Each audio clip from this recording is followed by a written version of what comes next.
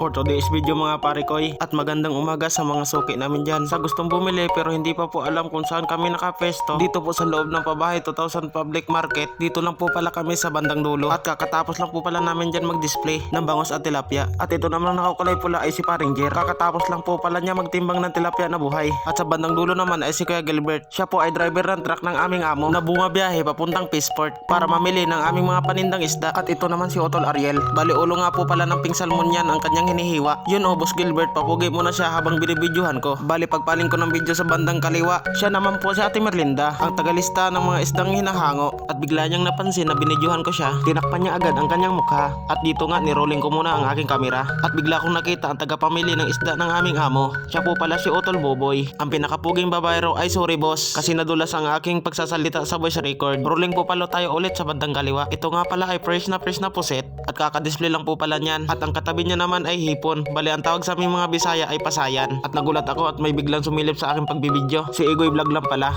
At ang isdang ito naman ay tinatawag na galunggong. At ang katabi niya naman ay tinatawag na isdang torsilyo. At sa bandang unahan naman ay isdang tinatawag na alumahan. Para naman sa akin ang masarap na luto dyan ay prito. At ang katabi niya naman ay tinatawag na isdang dalaga. At rolling tayo bandang gilid niya para ating makita ang sariwang-sariwang dilis at bagong-bago galing pang Peaceport. Ang masarap naman dyan ay kilaw, lalong-lalo na pag maghihinom ka, dabis pampulutan po yan. O anong hinihintay nyo mga suki? Bili na, baka yung mister nyo gustong magkilaw. Rolling tayo ulit sa ating video, baka may mahagip na iba. At ayun nga, nahagip ko nga po pala si Egoy Vlog. Shoutout nga pala sa'yo Egoy Vlog. Rolling ulit tayo ng camera. At ayun nga, si Kuya Alvin nakaupo sa kanyang kulong-kulong. Shoutout naman po pala sa'yo Kuya Alvin. At ito naman, nahagip ko na naman si Egoy Vlog. Yun o, papugi na naman daw siya. I-rolling na naman po natin ang ating camera. At ayun nga, magkasama na naman ang dalawa, na si Idol Boboy at si Kuya Andy. Shoutout na lang sa inyong dalawa kung mapanood nyo ang video ko. Boss Jandy, ang tirador dito sa palengke, ay sorry boss. Nag-uusap na naman ang dalawang babaero. Ay sorry boss, joke lang yun. Baka kasi mapanood ng inyong asawa, magagalit pa. Biro lang po yun, baka maniwala kayo.